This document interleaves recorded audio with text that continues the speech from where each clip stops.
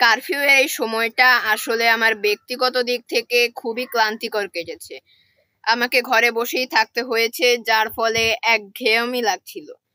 এমনকি এই বন্দিকালীন সময়ে আমার দৈনন্দিন দিনলিপিরও পরিবর্তন ঘটেছিল। যেখানে আমাদের পরীক্ষা চলছিল, সেখানে সকল শিক্ষা প্রতিষ্ঠান বন্ধ হয়ে যায়। এমনকি পরীক্ষাও থেমে যায়। আর বাইরে বের হওয়াও বন্ধ হয়ে যায় আমার। এই বন্দিকালীন সময়ে আমার খুব একটা দক্ষতামূলক কিছু শেখার সুযোগ হয়ে ওঠেনি। কেননা তখন একে তো কোনো ইন্টারনেট ছিল না, অন্যদিকে বাহিরে বের হওয়াও নিষেধ ছিল। তবে হ্যাঁ, আমি আমার মায়ের কাছ থেকে অ্যানিমেশন ও পাইথন কোডিং কিছুটা রপ্ত করেছি এই বন্দিকালীন সময়ে। বর্তমানেও ইন্টারনেট ঠিকঠাক ব্যবহার করা যাচ্ছে না। এতে আমাদের পড়াশোনা বেশ ক্ষতিগ্রস্ত হচ্ছে। টানা ৫ থেকে ৬ দিন ইন্টারনেট না থাকার কারণে আমরা বিদ্যালয়ের দলীয় কাজের আলোচনা সম্পন্ন করতে পারছি না। ফলে আমাদের লেখাপড়ার ঘাটতি হয়ে যাচ্ছে।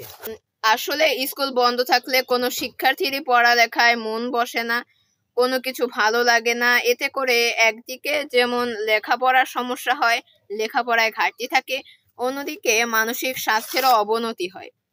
আমিও এর বিকল্প নই। আর যেন এই সমস্যার সম্মুখীন হতে না হয়, সেই কামনাই করি।